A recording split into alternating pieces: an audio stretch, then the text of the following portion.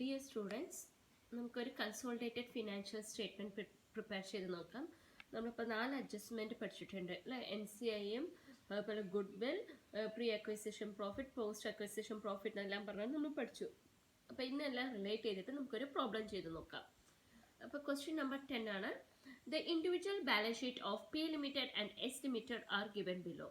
അപ്പോൾ ഇവിടെ balance sheet തന്നിട്ടുണ്ട്. ഇവിടെ വന്നിട്ട് first column for writing the particular, second column P limited, S limited. അപ്പോൾ ഇവിടെ രണ്ട് കമ്പനിയാണ്, പി ലിമിറ്റഡും എസ് ലിമിറ്റഡും പറഞ്ഞിട്ട് രണ്ട് കമ്പനി ഉണ്ട്. ഓക്കെ, ഇനി ക്വസ്റ്റ്യനിലേക്ക് നോക്കാം. ആദ്യം ഇക്വിറ്റി ഷെയർ, ആദ്യം ഇക്വിറ്റി ആൻഡ് ലയബിലിറ്റി സൈഡിലാണ്. അത് ഫസ്റ്റ് വൺ ഇക്വിറ്റിയിൽ ഇക്വിറ്റി ഷെയർ ക്യാപിറ്റൽ പി ലിമിറ്റഡിന് 4 lakh rupees, എസ് ലിമിറ്റഡിന് 1,60,000. Then next one, profit and loss, P Limited na 1,80,000, S Limited na 90,000. Then current liability, P Limited na 60,000, S Limited na 30,000. So total liabilities na പറയുന്നത് P Limited na 6,40,000, S Limited na 2,80,000. Then asset side first one ഇവിടെ assets എന്നുള്ള heading ഇല്ല, അപ്പോൾ അതൊന്ന് not ചെയ്തോളൂ. Assets എന്നുള്ള ഹെഡിങ്ങിൽ non current asset പറഞ്ഞു കഴിഞ്ഞാൽ എന്താണ്? That is long term asset. അതിൽ ടാഞ്ചിബിൾ അസറ്റ് പി ലിമിറ്റഡിന് 4,40,000, എസ് ലിമിറ്റഡിന് 2,80,000. ഇനി ഇവിടെ നോക്കൂ, investment in S limited at cost. അപ്പോൾ ഇവിടെ ഇൻവെസ്റ്റ്മെന്റ് ഇൻ എസ് ലിമിറ്റഡ് പറഞ്ഞു കഴിഞ്ഞാൽ പി ലിമിറ്റഡ് കമ്പനി എസ് ലിമിറ്റഡിൽ എന്ത് ചെയ്തിട്ടുണ്ട്? ഇൻവെസ്റ്റ് ചെയ്തിട്ടുണ്ട് എന്നാണ് അർത്ഥം. ഓക്കെ, അപ്പോൾ ഇവിടെ പി ലിമിറ്റഡ് കോളത്തിലാണ് എത്ര വന്നിരിക്കുന്നത്? 2 lakh rupees. അതിൻ്റെ അർത്ഥം എന്താണ്? പി ലിമിറ്റഡ് പറഞ്ഞ കമ്പനി എസ് ലിമിറ്റഡിൽ ഇൻവെസ്റ്റ് ചെയ്തിട്ടുണ്ട്. അപ്പോൾ ഇവിടെ പി ലിമിറ്റഡ് എന്തായി? പാരന്റ് കമ്പനിയും എസ് ലിമിറ്റഡ് എന്താണ്? സബ്സിഡറി കമ്പനിയാണ്. പി ലിമിറ്റഡ് ആണ് എസ് ലിമിറ്റഡിൽ ഇൻവെസ്റ്റ് ചെയ്തിരിക്കുന്നത്. എത്രയാണ് ഇൻവെസ്റ്റ് ചെയ്തിരിക്കുന്നത്? 2 lakh rupees. അപ്പോൾ 2 lakh rupees ആണ് പേയ്മെന്റ് കൊടുത്തിരിക്കുന്നത്. അപ്പോൾ ഇൻവെസ്റ്റ്മെന്റ് ഇൻ ദ എസ് ലിമിറ്റഡിന് ഇതിനെ നമ്മൾ വേറൊരു പേരും കൂടെ പറയും, കൺസിഡറേഷൻ എന്നും കൂടെ പറയും. കാരണം ഇത്രയും എമൗണ്ട് ആണ് ആര് കൊടുത്തിരിക്കുന്നത്? പി ലിമിറ്റഡ് എസ് ലിമിറ്റഡിന് കൊടുത്തിരിക്കുന്ന എമൗണ്ട് ആണ്, എസ് ലിമിറ്റഡിന് ഇൻവെസ്റ്റ് ചെയ്തിരിക്കുന്ന എമൗണ്ട് ആണ്. അപ്പോൾ ഈ ഇൻവെസ്റ്റ് ചെയ്ത എമൗണ്ടിനെ നമ്മൾ എന്തായിട്ട് ട്രീറ്റ് ചെയ്യുന്നത്? കൺസിഡറേഷൻ ആയിട്ട് ട്രീറ്റ് ചെയ്യുന്നത്. അപ്പോൾ പി ലിമിറ്റഡ് ടോട്ടൽ അസറ്റ് എന്ന് പറയുന്നത് എത്രയാണ്? 6,40,000. എസ് ലിമിറ്റഡ് ടോട്ടൽ അസറ്റ് എന്ന് പറയുന്നത് 2,80,000. ഇനി കുറച്ച് അഡ്ജസ്റ്റ്മെന്റ്സ് തന്നിട്ടുണ്ട്, എന്താ നോക്കൂ. P Limited acquired 70% of equity shares of S Limited 2 years ago. അതിന്റെ അർത്ഥം എന്താണ്? പി ലിമിറ്റഡ് വന്നിട്ട് എസ് ലിമിറ്റഡ് എത്ര ഷെയർസ് ആണ് പർച്ചേസ് ചെയ്തിരിക്കുന്നത്? എത്ര പെർസെന്റേജ് ഇക്വിറ്റി ഷെയർസ് ആണ്? 70% ഓഫ് ഇക്വിറ്റി ഷെയർസ് ആണ്. അപ്പൊ ഈ 70% ഓഫ് ഇൻവെസ്റ്റ്മെന്റ് ആണ് പി ലിമിറ്റഡ് ആരുടെ ചെയ്തിരിക്കുന്നത്? എസ് ലിമിറ്റഡിൽ ചെയ്തിരിക്കുന്നത്. അപ്പൊ ഈ 70%നെയാണ് നമ്മൾ എന്ത് പറയുന്നത്? CI പെർസെന്റേജ് എന്ന് പറയുന്നത്. CI പെർസെന്റേജ് പറഞ്ഞു കഴിഞ്ഞാൽ എന്താണ്? Controlling interest. അപ്പൊ CI 70% ആണെങ്കിൽ NCI എത്ര പെർസെന്റേജ് ആണ്? NCI will be 30%. NCI എത്ര പെർസെന്റേജ് ആണ്? 30%. കാരണം total shares in the S limited total equity ഷെയർസിന് 1,60,000 നമ്മൾ എടുക്കേണ്ടത് എത്രയാണ്? 100% ആണ് എടുക്കേണ്ടത്. ഔട്ട് ഓഫ് ദിസ് 100%, 70% ആര് ഇൻവെസ്റ്റ് ചെയ്യുന്നുണ്ട്? That is P limited invest ചെയ്യുന്നുണ്ട്. ബാലൻസ് 30% പറയുന്നത് ആര് ഇൻവെസ്റ്റ് ചെയ്യാണ്? ദാറ്റ് ഈസ് ഔട്ട്സൈഡേഴ്സ് ഇൻവെസ്റ്റ് ചെയ്യാണ്. ഇനി when the profit and loss balances were as follows: P Limited 1,12,500, S Limited 60,000. അതിന്റെ അർത്ഥം എന്താണ്? ഇവിടെ നോക്ക്, ഇവിടെ പ്രോഫിറ്റ് ആൻഡ് ലോസ് അക്കൗണ്ട് 1,80,000 പറയുന്നുണ്ട്, ഇവിടെ 90,000. That is this is at the end of the year. Balance sheet നമ്മൾ പ്രിപ്പയർ ചെയ്യുമ്പോൾ എപ്പോഴാണ്? അവസാനമാണ് നമ്മൾ പ്രിപ്പയർ ചെയ്യുക അല്ലെ? അക്കൗണ്ടിങ് പീരീഡ് അവസാനം. അപ്പൊ അവസാനം എൻഡ് ഓഫ് ദ അക്കൗണ്ടിങ് പീരീഡിൽ പ്രിപ്പയർ ചെയ്യുമ്പോഴാണ് പി ലിമിറ്റഡ് പ്രോഫിറ്റ് എന്ന് പറയുന്നത് എത്രയാണ്? 1,80,000. എസ് ലിമിറ്റഡ് പ്രോഫിറ്റ് പറയുന്നത് 90,000. അപ്പൊ ഇത് പറയുന്നത് ഈ P limited profit and loss account where as follows പറഞ്ഞ ഈ തന്നിരിക്കുന്ന ഈ രണ്ട് പ്രോഫിറ്റ് എന്താണ്? At the beginning of the year, that is accounts start, that is accounting period സ്റ്റാർട്ടിങ്ങിലുള്ള പ്രോഫിറ്റ് ആണ് എത്ര? 1,12,500 ഫോർ പി ലിമിറ്റഡ്, എസ് ലിമിറ്റഡിന് 60,000. So this will be the pre acquisition profit. ഇതിനെ നമ്മൾ എന്താ പറയേണ്ടത്? പ്രീ അക്വിസിഷൻ പ്രോഫിറ്റ് ആണ്. ആരുടെ? S limited 60,000, P limited 1,12,500. Is that clear? ഇനി നമുക്ക് എന്താ പ്രിപ്പയർ ചെയ്യാൻ പറഞ്ഞിരിക്കുന്നത്? Prepare the consolidated balance sheet prepare ചെയ്യാനാണ് പറഞ്ഞിരിക്കുന്നത്. അപ്പോൾ ആദ്യം നമ്മൾ ബാലൻസ് ഷീറ്റ് പ്രിപ്പയർ ചെയ്യുന്നതിന് മുൻപ് ചില വർക്കിങ്സ് നമുക്ക് നോക്കാണ്ട് അഡ്ജസ്റ്റ്മെന്റ്സ് അത് കഴിഞ്ഞിട്ട് വേണം നമുക്ക് ബാലൻസ് ഷീറ്റിലേക്ക് പോവാൻ. അപ്പോൾ ആദ്യം നമുക്ക് കാൽക്കുലേറ്റ് ചെയ്യേണ്ടത് എന്താണ്? കാരണം ഇതിൽ question already pre acquisition profit ഇവിടെ ഡയറക്റ്റ്ലി തന്നിട്ടുണ്ട്. So we want to calculate the post acquisition profit. ആദ്യമാണ് പോസ്റ്റ് അക്വിസിഷൻ പ്രോഫിറ്റ് കാൽക്കുലേറ്റ് ചെയ്യേണ്ടത്? പി ലിമിറ്റഡ് കാൽക്കുലേറ്റ് ചെയ്യണോ? വേണ്ട. We want to calculate only subsidiary കമ്പനിയുടെ മാത്രം പോസ്റ്റ് അക്വിസിഷൻ പ്രോഫിറ്റ് കണ്ടുപിടിച്ചാൽ മതി. ഓക്കെ, അപ്പോൾ സബ്സിഡറി കമ്പനിയുടെ പോസ്റ്റ് അക്വിസിഷൻ പ്രോഫിറ്റ് നമ്മൾ കാണാണ്.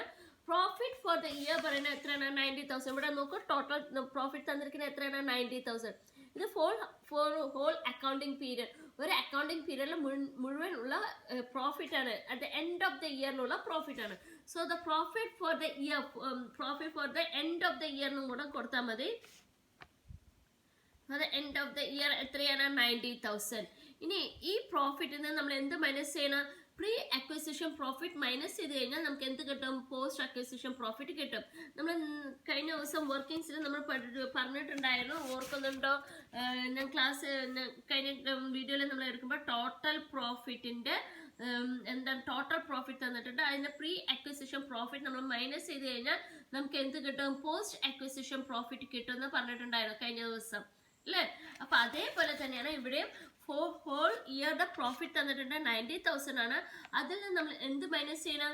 പ്രീ അക്വിസിഷൻ പ്രോഫിറ്റ് മൈനസ് ചെയ്യണം. പ്രീ അക്വിസിഷൻ പ്രോഫിറ്റ് ഇവിടെ എത്രയാണ് ക്വസ്റ്റ്യനിൽ തന്നിട്ടുണ്ട്? 60,000. So that 60,000 we are deducting. So pre acquisition profit minus ചെയ്ത് കഴിഞ്ഞാൽ നമുക്ക് എന്ത് കിട്ടി? പോസ്റ്റ് അക്വിസിഷൻ പ്രോഫിറ്റ് കിട്ടി. നോക്കുക, 90,000 60,000 മൈനസ് ചെയ്തപ്പോൾ 30,000 കിട്ടി. 30,000 is the pre-acquisition post acquisition profit of which company? X Limited.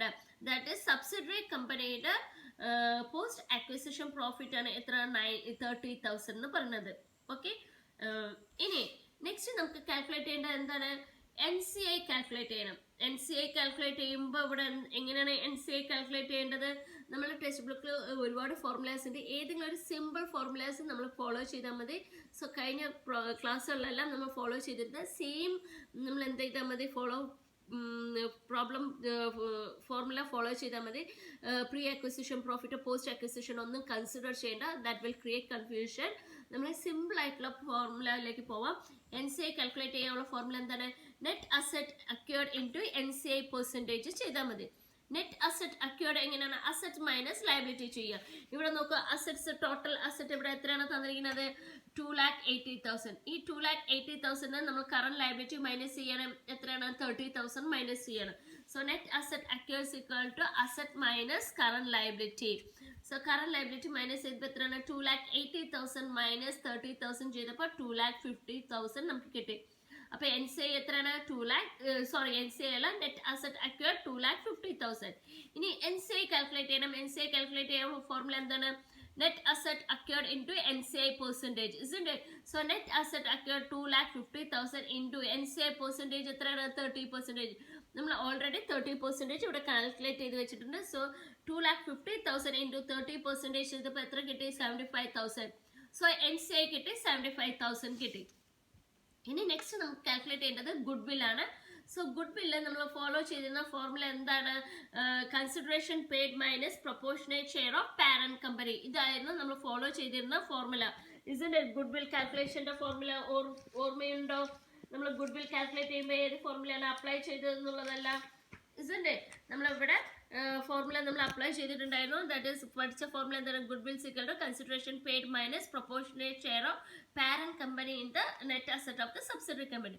അപ്പോൾ ഈ ഫോർമുല തന്നെ അപ്ലൈ ചെയ്താൽ മതി. ഇതിൽ ആകെ ഒരു ചെറിയൊരു വ്യത്യാസം കൂടിയുണ്ട്. എന്താ നമ്മൾ കൊണ്ടുവരേണ്ടത്? ദാറ്റ് ഈസ് എന്താ കൊണ്ടുവരേണ്ടത്? ഒരു ചെറിയൊരു ചേഞ്ച് വെച്ചാൽ ഇവിടെ post acquisition profit pre acquisition പ്രോഫിറ്റും ഉണ്ട്. അപ്പോൾ proportionate share of the parent company in the subsidiary കമ്പനിയുടെ നിന്ന് എന്ത് മൈനസ് ചെയ്യുക? that is post acquisition profit of the parent company post acquisition profit എന്ത് ചെയ്യുക? ഡിഡക്റ്റ് ചെയ്താൽ മതി. ഓക്കെ, അപ്പോൾ ഇവിടെ ശ്രദ്ധിക്കും. അപ്പോൾ ഇവിടെ നമ്മൾ കൺസിഡറേഷൻ പെയ്ഡ് എത്രയാണ്? 2 lakh rupees. ഇതിൽ നിന്ന് എന്ത് മൈനസ് ചെയ്യുക? Proportionate share of parent company. Parent കമ്പനിയുടെ പ്രൊപ്പോർഷനേറ്റ് ഷെയർ എങ്ങനെയാണ് നമ്മൾ കണ്ടുപിടിക്കേണ്ടത്? That is net asset acquired into എന്താണ് CI percentage net asset acquired ഇവിടെ എത്രയാണ് 2,50,000 ഇൻറ്റു CI പെർസെൻറ്റേജ് എത്രയാണ് 70,000. സോ 1,75,000 ഇത് ഡിഡക്ട് ചെയ്യാം. ഇനി ഇതിൻ്റെ കൂടെ നമ്മൾ പ്ലസ് ചെയ്യേണ്ടത് എന്താണ് post acquisition profit of the parent company. Post acquisition പ്രോഫിറ്റിൽ പാരന്റ് കമ്പനിയുടെ ഷെയർ എത്രത്തോളം ഉണ്ടെന്നുള്ളതാണ് നമുക്ക് നോക്കേണ്ടത്. പോസ്റ്റ് അക്വിസിഷൻ പ്രോഫിറ്റ് ഇവിടെ എത്രയാണ് 30,000.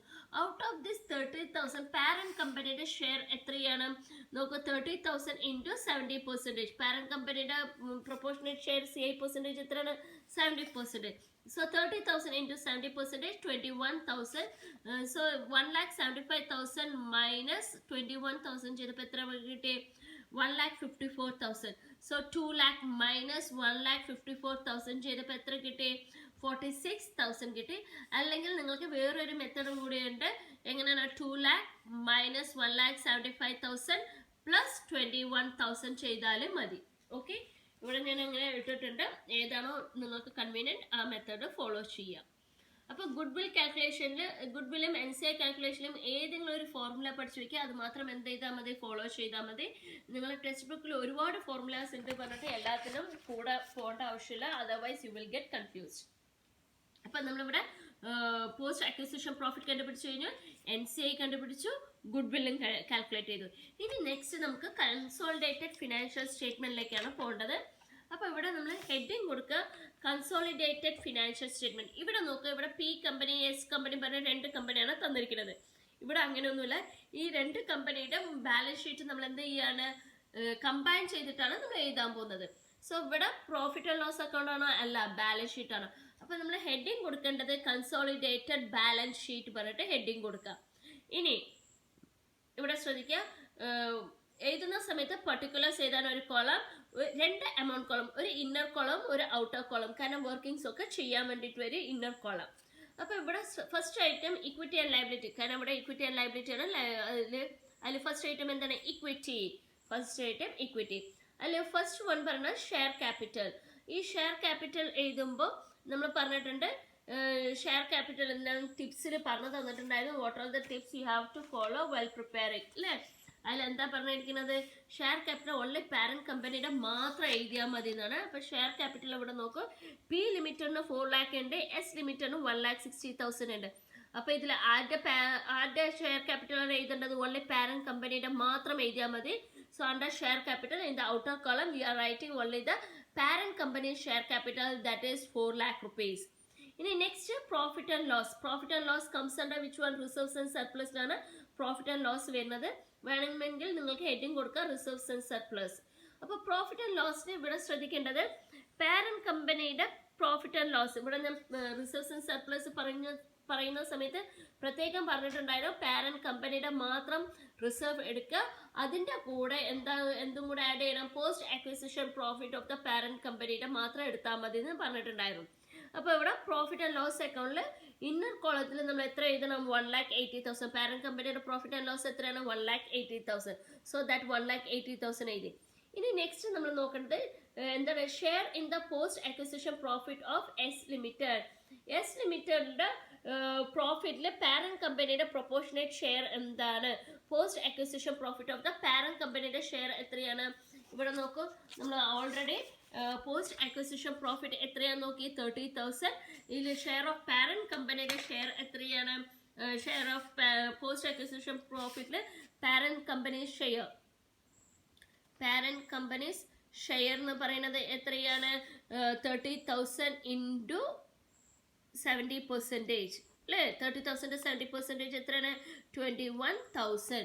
സോ 21,000 ഇവിടെ എഴുതുക. പാരന്റ് കമ്പനിയുടെ ഷെയർ പോസ്റ്റ് അക്വിസിഷൻ പ്രോഫിറ്റില് പാരന്റ് കമ്പനിയുടെ ഷെയർ എത്രയാണ് 21,000. സോ ഇത് രണ്ടും കൂടെ പ്ലസ് ചെയ്തിട്ട് ഔട്ടർ കോളത്തിൽ നമ്മൾ എഴുതുന്നുണ്ട് എത്രയാണ് 2,01,000. എങ്ങനെയാണ് പ്രോഫിറ്റ് ആൻഡ് ലോസ് അക്കൗണ്ടിൽ പാരന്റ് കമ്പനിയുടെ പ്രോഫിറ്റ് ആൻഡ് ലോസ് അക്കൗണ്ട് എത്രയാണ് 1,80,000 plus post acquisition profit of the parent company. Parent കമ്പനിയുടെ ഷെയർ പോസ്റ്റ് അക്വിസിഷൻ പ്രോഫിറ്റ് ഉള്ള പാരന്റ് കമ്പനിയുടെ ഷെയർ എന്ന് പറയുന്നത് എത്രയാണ് 21,000. സോ ഇത് രണ്ടും കൂടെ പ്ലസ് ചെയ്തപ്പോൾ നമുക്ക് എത്ര കിട്ടി 2,01,000 കിട്ടി. Next one non current liability. വേറൊരു ഐറ്റം ഉണ്ട്. അണ്ടർ നോൺ കറന്റ് ലയബിലിറ്റിയിൽ എന്തോ ഇൻക്ലൂഡ് ചെയ്യണം, NCI എഴുതണം എന്ന് പറഞ്ഞിട്ടുണ്ടായിരുന്നു അല്ലേ. ഇവിടെ ശ്രദ്ധിക്കും, NCI പറഞ്ഞിട്ട് നമ്മൾ പറഞ്ഞിട്ടുണ്ടായിരുന്നു. NCI എവിടെ എഴുതേണ്ടത്? Under non current liability.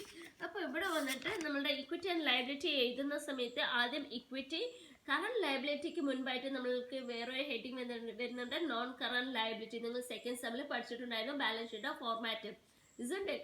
അപ്പോൾ ഇക്വിറ്റി അത് കഴിഞ്ഞാൽ non current liability. Under non current ലയബിലിറ്റിയിൽ NCI നമ്മൾ എഴുതാണ്. NCI എത്രയാണ്? 75,000. നമ്മൾ ഓൾറെഡി NCI കാൽക്കുലേറ്റ് ചെയ്ത് വെച്ചിട്ടുണ്ട് വർക്കിംഗ്സിൽ.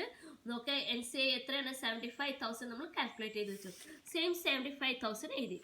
Next one current liability.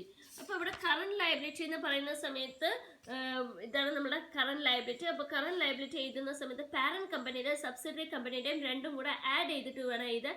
Parent കമ്പനിയുടെ 60,000, സബ്സിഡറി കമ്പനിയുടെ 30,000 രണ്ടും കൂടെ പ്ലസ് ചെയ്തിട്ട് വേണം എഴുതാൻ. So 60,000 plus 30,000 90,000 parent total current liability. ഇനി നമുക്ക് എന്ത് ചെയ്യാം? ലയബിലിറ്റി സൈഡ് ടോട്ടൽ ചെയ്യണം. ലയബിലിറ്റി സൈഡിൽ ടോട്ടൽ ചെയ്യുമ്പോൾ 4 lakh പ്ലസ് 2 lakhs 1,000.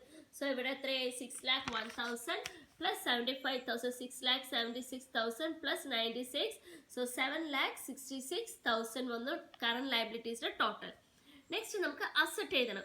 അസറ്റ് എഴുതുന്ന സമയത്ത് ഇവിടെ ശ്രദ്ധിക്കും, അസറ്റ് എഴുതുമ്പോൾ ഫസ്റ്റ് വൺ ഏതാ വന്നിരിക്കുന്നത്? Tangible asset. അപ്പോൾ ടാഞ്ചിബിൾ അസറ്റ് എഴുതുന്ന സമയത്ത് ബോത്ത് പാരന്റ് കമ്പനിയുടെ സബ്സിഡറി കമ്പനിയുടെയും രണ്ടാളുടെയും കൂടെ എന്ത് ചെയ്യണം? പ്ലസ് ചെയ്തിട്ട് എഴുതണം. 4,40,000 പ്ലസ് 2,80,000. അപ്പോൾ ഇവിടെ ടാഞ്ചിബിൾ അസറ്റ് എഴുതുമ്പോൾ 4,40,000 പ്ലസ് 2,80,000 ചെയ്തപ്പോൾ എത്ര കിട്ടി? 7,20,000. ഓക്കെ. ഇനി നെക്സ്റ്റ് നമുക്ക് ചെയ്യേണ്ടത് എന്താണ്? ഇവിടെ നോക്കുക, ഇവിടെ investment in the estimate. Investment നമ്മൾ എഴുതേണ്ട ആവശ്യമുണ്ടോ? ആവശ്യമില്ല. നമ്മൾ ടിപ്സ് പറഞ്ഞു നിൽക്കുന്ന സമയത്ത് ഞാൻ പറഞ്ഞു നോ നീഡ് ടു എന്താണ് റെക്കോർഡ് അല്ലേ. Investment no need to record എന്ന് പറഞ്ഞിട്ടുണ്ട്. സോ ഈ ഇൻവെസ്റ്റ്മെന്റ് എന്ത് ചെയ്യേണ്ട? അവിടെ റെക്കോർഡ് ചെയ്യേണ്ട ആവശ്യമില്ല. പിന്നെ നെക്സ്റ്റ് നമ്മൾ എഴുതാനുള്ളത് എന്താണ്? Good will. ഇസിന്റെ ഇവിടെ നോക്കൂ, ഗുഡ് വിൽ ഞാൻ പറഞ്ഞു തന്നിട്ടുണ്ടായിരുന്നു. അണ്ടർ നോൺ കറന്റ് അസറ്റിൽ എഴുതേണ്ട ഐറ്റമാണ് എന്ത്? Goodwill. So under non current asset, ഇത് ശരിക്കും പറഞ്ഞു കഴിഞ്ഞാൽ ഹെഡിങ് എന്താണ്? Non current asset. So under non current അസറ്റിൽ എഴുതേണ്ട വേറെ ഒരു ഐറ്റമാണ് എന്ത്? Good will. ഗുഡ് വിൽ എത്രയാണ്? നമ്മളിവിടെ ഓൾറെഡി കാൽക്കുലേറ്റ് ചെയ്ത് വെച്ചിട്ടുണ്ട്. ഗുഡ് വില്ലിന്റെ എമൗണ്ട് ഇവിടെ എത്രയാണ് പറഞ്ഞിരിക്കുന്നത്? Good will amount is 46,000, isn't it? So same 46,000 നമ്മളിവിടെ എഴുതി. ഇനി ഇവിടെ നോക്കൂ, ടോട്ടൽ ചെയ്യുമ്പോൾ എത്രയാണ്? Asset side total 7,20,000 plus 46,000, so 7,66,000. Okay. ഇതാണ് നിങ്ങളുടെ വർക്കിംഗ്സ് തന്നിരിക്കുന്നത്. ഈ സെയിം വർക്കിംഗ്സ് തന്നെയാണ് ഞാൻ ഇവിടെ വർക്കൗട്ട് ചെയ്ത് തന്നിരിക്കുന്നത്. ബട്ട് ഇവിടെ NCI കാൽക്കുലേഷൻ ചെയ്യുമ്പോൾ അവർ pre acquisition profit, post acquisition profit എന്നൊക്കെ പറഞ്ഞ് തന്നിട്ടുണ്ട്. ഞാൻ അതൊക്കെ വിട്ടിട്ട് സിമ്പിളായിട്ടുള്ള NCI കാൽക്കുലേഷനാണ് പറഞ്ഞു തന്നിരിക്കുന്നത്. അതേപോലെ കൺസിഡറേഷൻ പെയ്ഡിന് ഇവിടെ പ്രീ അക്വിസിഷൻ പ്രോഫിറ്റ് ഒക്കെ വെച്ചിട്ടുള്ള കൺസിഡറേഷൻ പെയ്ഡാണ് ഗുഡ് വില്ലിൻ്റെ കാൽക്കുലേഷനിൽ പറഞ്ഞു തന്നിരിക്കുന്നത്. ഞാൻ സിമ്പിളായിട്ടുള്ള ഗുഡ് വിൽ കാൽക്കുലേഷനാണ് പറഞ്ഞു തന്നിരിക്കുന്നത്. ഓക്കെ.